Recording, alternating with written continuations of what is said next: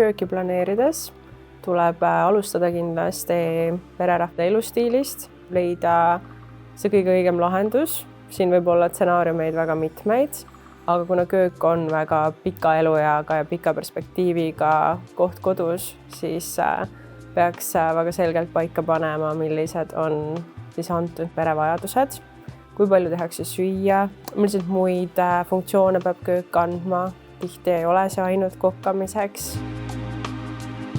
Samuti kõik nii tasapinnad, kapid, need mahud ja kogu see elu, mis seal ümber hakkab käima, et see on tegelikult hästi selline individuaalne ja ma arvan, iga projekti puhul veidi omanäoline, et sellist ühte universaalset tõde on raske öelda.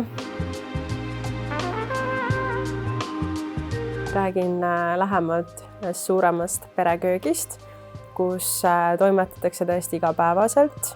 Toidu tellimine ei ole esikohal, vaid just hommikusöögid, õhtusöögid kodus on siin peamiselt fookuses.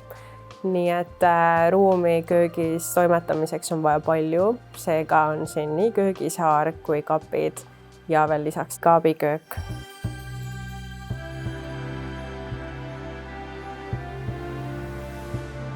Köögi puhul oli väga oluline tema asukoht ruumis, et ta oleks veidi eraldatud ja kõik toidulõhnad ei leviks otseselt elutuppa, aga samas, et võõrustades ikkagi köögis olles oled osa seltskonnast. Köögi keskmes on suur 3-meetrine köögisaar, kus on ka pliit ja sisse ehitatud õhupuhasti. Samuti valamu. Kõik see on monoliitselt tehtud tektoni kivist või tegelikult tehiskivist, mis imiteerib küll sellist looduslikku kivi, aga on oma omadustelt palju tugevam, ta on vastupidav, kuumakindel, lihtsasti hooldatav, nii et ja heleda pinnana on ta kööki väga praktiline valik. Saar mahutab palju, seal all on nii suur nõudepesumasin, sahtlipinnad, prügikastid, prügi sorteerimisvõimalusega. Tegemist on tõesti mahuga köögisaarega. Teisel pool on sellise ümara voolava vormiga istumisosa, kus siis seltskond saab olla söögi tegemise juures.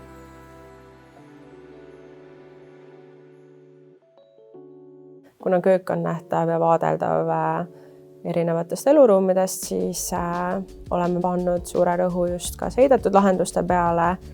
Seega on siin võimalik köök ustega katta ja kogu köögitehnika, külmkapid ja ka väiksemad masinad, nagu näiteks kohvimasin, veekeedukann, kõik nad jäävad peituste taha.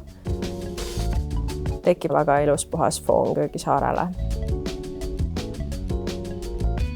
Saare kohal ripub Delta Lighti valgusti, mis on väga funktsionaalne.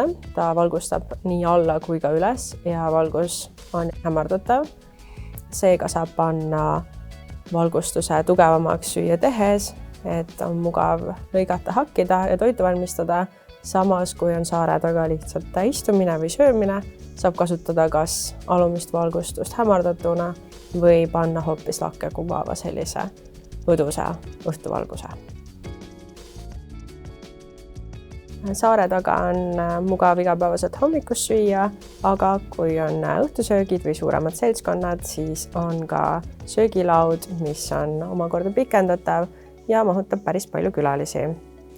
Söögilaua tagant avanevad ka kaunid vaated merele ja Noblessneri ümbrusele.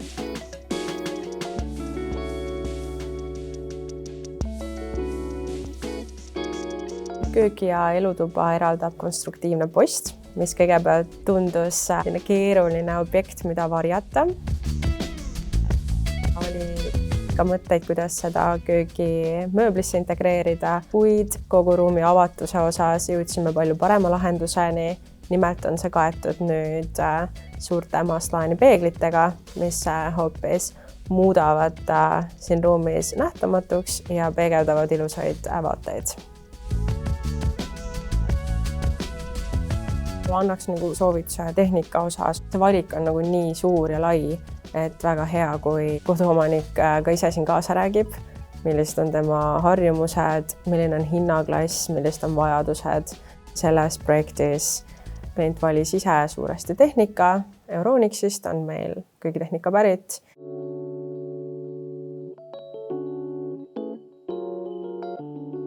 Euronixil on ka oma konsultandid, kes aitavad kõiki neid, kes ei ole tehnikavaldkonnaga nii kursis. Seal on erinevad brändid, nad aitavad kindlasti erinevaid tooteid kokku sobitada ja valida just need õiged tooted.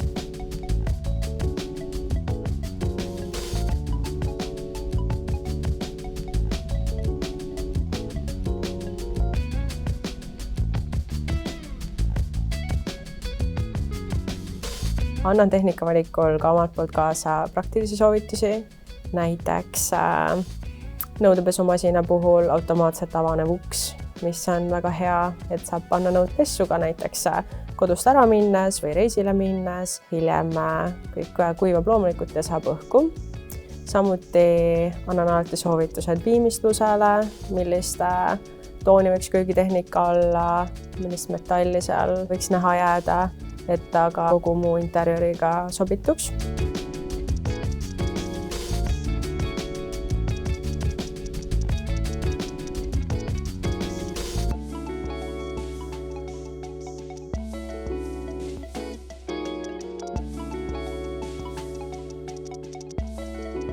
Kui on kohe teada, et kodus on palju söögi tegemist ja köök on olulisel kohal, siis soovitan võimalusel planeerida ka abiköögi või sahvri.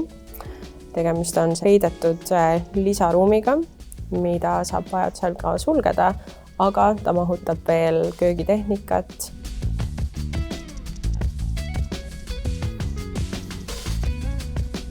Siin on lisakülmik, nõudepesumasin, veinikapp või külmkapp ja veel hulgaliselt kapipinda. Seega, kui on näiteks suuremad istumised või kokkamised, siis on võimalik kasutada nii peakööki kui abikööki. Samuti näiteks nõud panna siia taharuumi pessu, nii et ees elutoa või söögiala juures on kõik vaikne ja mõnus. Köök on kindlasti väga püsiv element igas kodus ja interjööris. Seega ka siin oli planeerides oluline, et see kestaks ajas, ka visuaalses mõttes, et see ei kurnaks ega väsitaks ja sobituks hästi kogu ülejäänud ruumi ja sellise värvigammaga. Seega on ta ka selline beežikas hele, üsna rahulik, aga siin on sellised tekstuurid, kumerad jooned, messingdetailid, mis talle luksuslikkust juurde annavad. Materjalina oleme kasutanud kriimustus- ja näpujälgede vaba laminaati. Seega on hooldus ja koristus köögis lihtne, pinnad ei määrdu ja kui see juhtub, siis on neid lihtne lapiga puhastada. Sellisel kujul köök on ka 10 aasta pärast näiteks jätkuvalt värske ja kaunis.